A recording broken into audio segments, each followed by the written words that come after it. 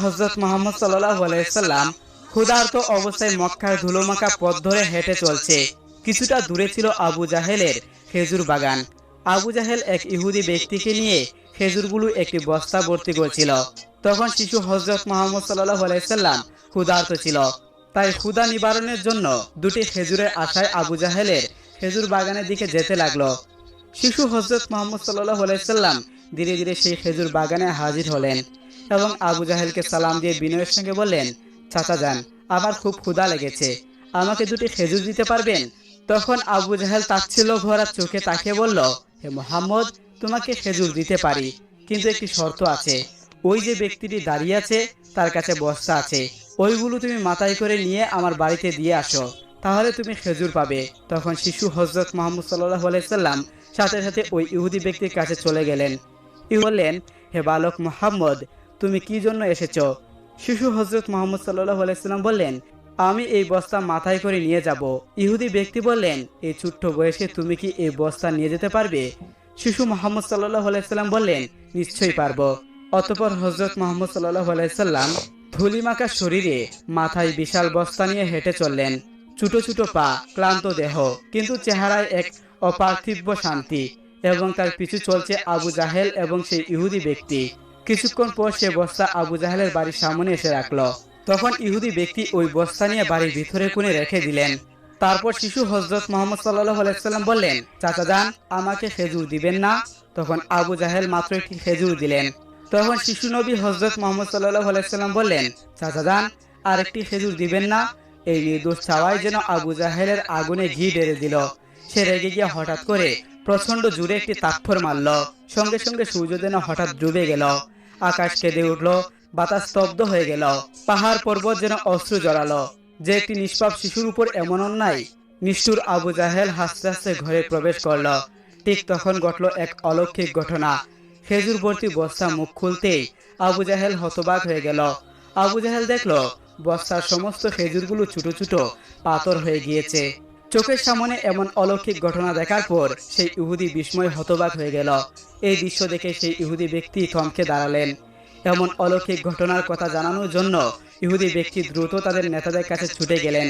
কিন্তু নিষ্ঠুর অত্যাচারে আবু জাহেল তখন ঘর থেকে বের হয়ে এলো এবং কটাক্ষ করে বলল, হে মুহাম্মদ, তুমি তো বড় জাদুকর, আমার খেজুরগুলো জাদুতে পাথর করে দিয়েছো। শিশু হযরত মুহাম্মদ সাল্লাল্লাহু আলাইহি সাল্লাম নরম কণ্ঠে বলল, চাচা যান, আমি কিছুই জানি না। একথা বলতে নিষ্ঠুর আবু জাহেল আরো একটা ছড় মারলেন। ছড়ের শব্দ যেন আবারও আকাশ কেঁপে উঠল, পাহাড় স্তব্ধ হয়ে গেল, আর শিশুর চোখে জমে উঠল এক বিন্দু অস্ত্র। কিন্তু কি আশ্চর্য, শিশু মুহাম্মদ সাল্লাল্লাহু আলাইহি সাল্লাম শুধু এতটুকুই বললেন, চাচা যান, আপনার হাতে ব্যথা লাগেনি তো? আহা, কি মমতা, কি সহমমিতা! নিজে চোর খেলেন, অথচ চিন্তা করলেন চোর মারা মানুষের ব্যথার কথা। অতঃপর শিশু হযরত মুহাম্মদ সাল্লাল্লাহু আলাইহি সাল্লাম সেই ব্যথা আর অপমানের বোঝা নিয়ে বাড়িতে ফিরলেন না। চুপচাপ চলে গেলেন পাহাড়ের কিনারায়, শুধু নিস্তব্ধে দাঁড়িয়ে রইলেন। এই ঘটনা দেখে গাছগুলো, পাহাড়গুলো বলতে লাগলো, হায় আফসোস, যাকে সৃষ্টি না করা হলেই এই জমিন, এই আসমান, এই পৃথিবীর সৃষ্টি হতো না। সেই মহানবী আজ ক্ষুধার্ত, অপমানিত, অবহেলিত। কিন্তু তবুও পাষাণ আবু জাহেলের হৃদয় এতটুকু কাঁপলো না, এক বিন্দু অনুতপ্ত তার চোখে এলো না। এদিকে সেই ইহুদি ব্যক্তিটি তাদের নেতার কাছে এসে বলল, আজ এমন এক ঘটনা দেখেছি যা কল্পনাকেও হার মানায়। আব্দুল্লাহর পুত্র শিশু মুহাম্মদের এমন ক্ষমতা আছে যা দুনিয়ার আর কারণেই। তাকে একটা চড় মারলে খেজুর সব পাথর হয়ে যায়। আচ্ছা, আপনি বলতে পারবেন এটা কি জাদু না অলৌকিক ক্ষমতা? তখন তাদের নেতা বললেন, আমরা শুনেছি আমাদের ধর্মগ্রন্থে নাকি মুহাম্মদ নাম আছে, সে হবে শ্রেষ্ঠ নবী এবং শেষ নবী। তবে তিনি কি এই মুহাম্মদ? এটা জানার পর আমাদের ধর্মগুরুর সন্ন্যাসী প্রয়োজন। যদি এটা সত্য হয় তাহলে আমরা তাকে বাঁচতে দেব না, এই পৃথিবী থেকে সরিয়ে দিব। তোমরা যাও, আমাদের ধর্মগুরুকে এখানে নিয়ে আসো। সেই ইহুদি ব্যক্তিটি আবারও আবু জাহেলের বাড়িতে রওনা হলেন। যেতে যেতে সেই খেজুর বাগানের কাছে উপস্থিত হয়ে দেখলেন সমস্ত খেজুর গাছগুলো নেই, সব একেবারে পাথর হয়ে গিয়েছে। এটা দেখে সেই ইহুদি ব্যক্তি হতভম্ব হয়ে গেল। তিনি আর এক মুহূর্ত দাঁড়ালেন না, খুব দ্রুত আবু জাহেলের বাড়ির দিকে রওনা হলেন। আবু জাহেলের বাড়িতে এসে বললেন, ভাই, আপনার খেজুর বাগানের সমস্ত খেজুরগুলো তো পাথরে পরিণত হলো। এখন এটাকে যদি ফিরিয়ে আনতে না পারেন তাহলে অনেক টাকা ক্ষতি হবে। এখানে ফেরানোর একমাত্র পথ শিশু মুহাম্মদের কাছে ক্ষমা চাওয়া। কিন্তু আবু জাহেল ক্ষমা চাওয়ার পাত্র ছিল না। সে ছিল নিষ্ঠুর এবং অতি চালাক। তাই সে চালাকি করে বলল, ঠিক আছে চলো আমরা মুহাম্মদের বাড়িতে গিয়ে দেখি। এ বলে তারা শিশু মুহাম্মদ সাল্লাল্লাহু আলাইহি সাল্লামের বাড়ির দিকে রওনা হলেন। শিশু মুহাম্মদ সাল্লাল্লাহু আলাইহি সাল্লাম থাকতেন চাচা আবু তালেবের সঙ্গে। চাচা আবু তালেব তখন ঘরে একা। কিছুক্ষণের মধ্যে আবু জাহেল এসে হাজির হলেন এবং বললেন, হে আবু তালেব, শিশু মুহাম্মদ কোথা থেকে এমন জাদু শিখেছে? সে তো বড় জাদুকর, সে আমার খেজুরগুলো সব পাথর করে দিয়েছে। আলাইহিস সালাম একদিন স্বপ্নে দেখলেন যে কে যেন তাকে বলছে, হে আল্লাহর দোস্ত, আপনি আল্লাহর নামে কুরবানি করুন। নবীর প্রতি স্বপ্ন আদেশ ওহীর সমতুল্য। তাই হযরত ইব্রাহিম আলাইহিস সালাম স্বপ্নের কুরবানির আদেশ পেয়ে অস্থির হয়ে উঠলেন। অনেক চিন্তা ভাবনা করে তিনি দুম্বা ও উট কুরবানি করে দিলেন। দ্বিতীয় রাতে তিনি আবারও স্বপ্ন দেখলেন, একজন তাকে বলছে, হে নবী, আল্লাহর রাস্তায় কুরবানি করুন। দ্বিতীয়বারও তিনি 200 উট কুরবানি করলেন।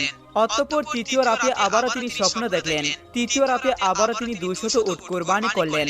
চতুর্থ রাতে তিনি আবার স্বপ্ন দেখলেন, হে আল্লাহর দোস্ত, আপনি আল্লাহর রাস্তায় আপনার প্রিয় সন্তানকে কুরবানি করুন। এইবারে স্বপ্ন দেখে হযরত ইব্রাহিম আলাইহিস সালাম হতভম্ব হয়ে গেলেন। তার সন্তান বলতে হযরত ইসমাঈল আলাইহিস সালাম ব্যতীত আর কেউ নেই। সেই সন্তান তার নির্বাসিত মাতার নিকট থাকে। কিন্তু আল্লাহ রাব্বুল আলামিন যখন তাকে এই প্রিয় সন্তানটি কুরবানি করার জন্য আদেশ দিলেন, ইব্রাহিম আলাইহিস সালাম মনে মনে দৃঢ় সংকল্প করে বললেন, এটাই যদি আল্লাহ তাআলার অভিপ্রায় হয় যে ইব্রাহিমকে তার রাস্তায় কুরবানি করতে হবে, তাহলে আমি তা পিছপা হব না। আল্লাহর মহব্বত ও ভালোবাসার পথে দুনিয়ার কোনো কিছুই আমার বাধা হয়ে দাঁড়াতে পারবে না। এরপর আল্লাহর নবী হযরত ইব্রাহিম আলাইহিস সালাম তার একমাত্র পুত্র ইসমাঈলকে আল্লাহর রাস্তায় কুরবানি করার জন্য দৃঢ় সংকল্প করলেন। যেই বাবা সেই কাজ। ইব্রাহিম আলাইহিস সালাম তার সন্তান বালক ইসমাঈলকে দেখে বললেন, হে আমার পুত্র, তুমি গোসল করে সুন্দর সুসজ্জিত কাপড় পরে তৈরি হয়ে নাও, আমি তোমাকে নিয়ে একটি দাওয়াতে যাব। শিশু ইসমাঈল আলাইহিস সালাম ছোটবেলা থেকেই আত্মীয় স্বজন ও পিতার মহব্বত ছাড়াই লালিত পালিত হয়েছিলেন। ছোটবেলা থেকেই পিতা তার সঙ্গে ছিল না। যখন বালক ইসমাঈল আলাইহিস সালাম শুনলেন পিতা তাকে নিয়ে এক জায়গায় দাওয়াত খেতে যাবেন, বালক ইসমাঈলের মন আনন্দে নেচে উঠল। তখন তিনি মাতা হাজেরার কাছে গিয়ে বললেন, আম্মাজান, আপনি কি শুনেছেন? আব্বাজান আমাকে বলেছে আমাকে নিয়ে তিনি নাকি এক জায়গায় দাওয়াত খেতে যাবেন। ও আম্মাজান, আপনি তাড়াতাড়ি করে আমাকে গোসল করিয়ে দিন আর উত্তম পোশাকে সজ্জিত করে দিন, আমি আব্বার সাথে দাওয়াত খেতে যাব। আমি যে আর ধৈর্য ধরতে পারছি না। বিবি হাজেরা তখন বললেন, সত্যি কি তোমাকে তিনি দাওয়াত খেতে নিয়ে যাবেন? হযরত ইসমাঈল আলাইহিস সালাম বললেন, আপনি তাকে জিজ্ঞাসা করে দেখুন না। এরপর বিবি হাজেরা আলাইহিস সালাম ইব্রাহিম আলাইহিস সালামকে জিজ্ঞাসা করে বললেন, ও আমার প্রাণের স্বামী, আমি শুনলাম আপনি নাকি ইসমাঈলকে নিয়ে দাওয়াত খেতে যাবেন। ইব্রাহিম আলাইহিস সালাম বললেন, ও হাজেরা, তুমি ঠিকই শুনেছো, ইসমাঈলকে গোসল করিয়ে সুন্দর পোশাকে সুসজ্জিত করে দাও, আমি তাকে নিয়ে দাওয়াত খেতে যাব। বন্ধুরা, অনেকেই মনে হতে পারে হযরত ইব্রাহিম আলাইহিস সালাম নবী হয়ে বিবি হাজেরা ও ইসমাঈল আলাইহিস সালামের সাথে মিথ্যা কথা বলেছেন, কিন্তু মূলত জাতির পিতা ইব্রাহিম আলাইহিস সালাম তাদের সাথে মিথ্যা কথা বলেনি। গভীরভাবে যদি চিন্তা করা হয় তাহলে ইব্রাহিম আলাইহিস সালামের এই কথাটি সঠিক ও বাস্তবসম্মত ছিল, কেননা তিনি ইসমাঈল আলাইহিস সালামকে নিয়ে আল্লাহর একটি দাওয়াতে যাচ্ছিলেন। এরপরে বিবি হাজেরা আলাইহিস সালাম বালক ইসমাঈলকে উত্তম রূপে গোসল করিয়ে সুন্দর পোশাকে সুসজ্জিত করে দিলেন। অতঃপর তাকে স্বামীর হাতে, ইসমাঈলকে আমি ছোট থেকে এই পর্যন্ত লালন পালন করছি, কিন্তু এর মধ্যে আমি তাকে একটি বারের জন্য আমার দৃষ্টির আড়াল করিনি। ও আমার প্রিয় স্বামী, আপনি সবসময় তাকে দেখে রাখবেন, কখনোই আপনি তাকে আপনার চোখের আড়াল করবেন না। যতক্ষণ না পর্যন্ত আপনি আর ইসমাঈল আমার কাছে ফিরে আসছেন, ততক্ষণ পর্যন্ত আমি উদ্বিগ্ন থাকব এবং আপনাদের পথের দিকে চেয়ে আমার সময় কাটবে। হযরত ইব্রাহিম আলাইহিস সালাম এই কথা শুনে কোনো কিছুরই উত্তর দিলেন না। তার হৃদয়ের মধ্যে এক তুফান বয়ে যাচ্ছিল। তিনি মুখ ফুটে কোনো কথা বিবি হাজেরাকে বলতে পারছিলেন না। তার অশ্রু যেন দু চোখ বেরিয়ে আসতে যাচ্ছিল, কিন্তু তিনি তার চোখের অশ্রুগুলোকে আল্লাহ রাব্বুল আলামিনের মহব্বতের দুনিয়ায় চাপা দিয়ে রেখেছিলেন। এরপর হযরত ইব্রাহিম আলাইহিস সালাম বালক ইসমাঈলকে নিয়ে চলতে লাগলেন মিনার পাহাড়ের দিকে। অভিশপ্ত ইবলিস যখন দেখলো জাতির পিতা ইব্রাহিম আলাইহিস আমার সেই অনুরোধগুলো রক্ষা করবেন, ইব্রাহিম আলাইহিস সালাম বললেন, বৎস, তুমি তোমার আরজি পেশ করতে পারো, আমি সেগুলোকে যথাসাধ্য রক্ষা করার চেষ্টা করব। তখন ইসমাইল আলাইহিস সালাম বললেন, ওহে আব্বাজান, আমাকে জবাই করার পূর্বে আমার হাত পা উত্তম রূপে বেঁধে নিবেন।